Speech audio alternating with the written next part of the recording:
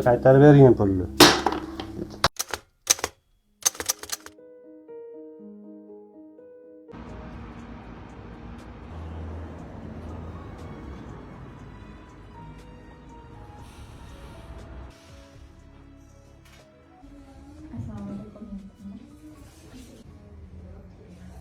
Nima bo'ldi? Mani o'g'lim 7 yoshda. Biz shu 7 yoshgacha hech ham massaj olmaganmiz o'g'limga. Hozirgi kunda doktorlar operatsiya deyishyapti. O'shanga maslahatlashgani o'zingiz oldingizga keluvdim. Nimaga bolani 7 yosh qilib olib kelyapsiz? Datavo operatsion darajagacha. Nimaga operatsiya deyishyapti doktorlar? Uni sababini ko'rib chiqish kerak avvalambor. Nimaga shu paytgacha olmadinglar? Ruxsat berishmagan, ilojimiz bo'lmaganda. Bolani sog'lig'iga ham ruxsat talab qilinadimi, tushunmadim. Bola 8 yoshga qarab ketyapti. Shunaqa bo'lib qolganda. Qani bolangiz, qani ko'ringlar-chi, rentgen qilganmisizlar? Yo'q, rentgen qilmadik. Men hozir bolani ko'raman. Agar rentgen talab bo'lsagina faqat tavsiya qilaman. Mana bunaqa rentgen qildirib kelasiz ta'zini. Avvalambor men hozir bolani bitta ko'raman.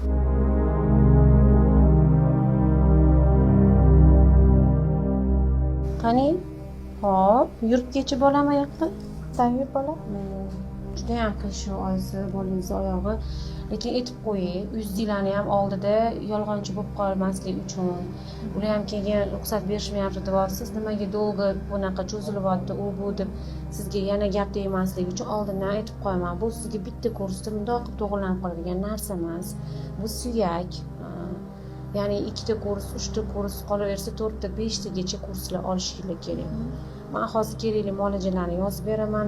Hozir buni holatida har qanaqa vrach tosh suyagini sindirib, boshqatdan gips qilamiz deb tavsiya qilishi mumkin. Bu tabiiy holat. Nimaga? Chunki tizzadagi tosh suyaklari уже chiqib ketgan. Oyoq shakli уже buzilib ketgan. Endi biz qo'ldan kelgancha harakat qilamiz, lekin juda katta kuch va energiya talab qiladi bizdan. Lekin menga bitta rentgenga tushirib kelasiz. Rentgen xulosalarini ko'rganimdan keyingina bolangizga o'sha kerakli muolajalarni qilamiz, qo'ldan kelgancha harakat qilib ko'ramiz. Avvalo Alloh bizni sababchilarimiz. Chunki ahil paylar juda ham qiyshiq. Bizga sizlarning ortiqcha pulingiz kerak emas. Men farzandlarga achinaman ko'proq. Bo'ldi, xo'p, unda biz rentgenga tushirib kelamiz.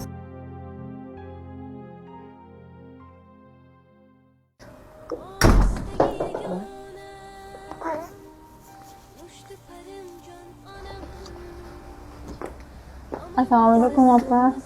Voy, Madina, bormisan? Tinchlikmi? Alaykum. Siz baxtimga bormisiz? Voy bolajonim, sog'inib ketdim. Tinchmisizlar? Tinchlikmi? Rahmat, o'zingiz yaxshi o'tiribsizlarmi?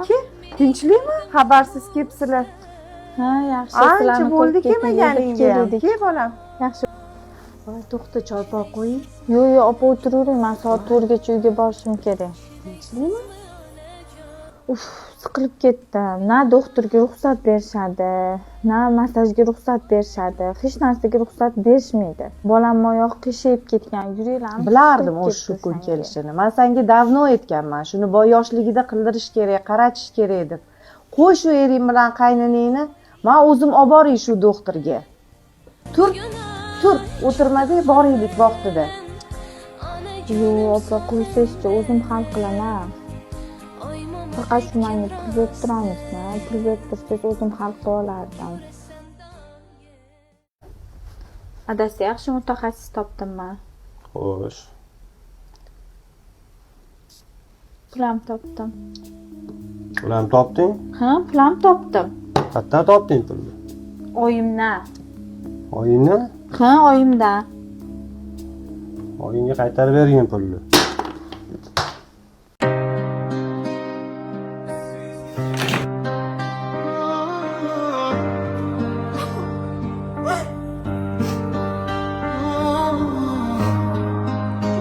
Deydi hammasi.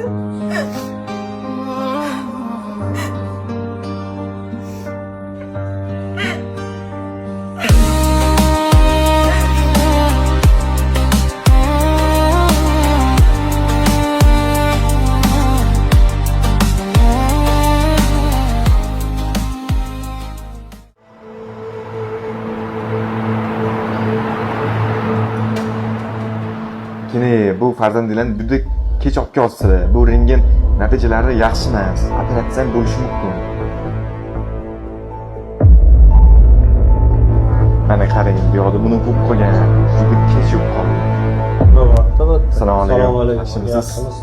Mana bu farzandlar ham juda kech olib keldinglar. Vaqt juda ham ko'p o'tib ketdi. Operatsiya bo'lib qoladi.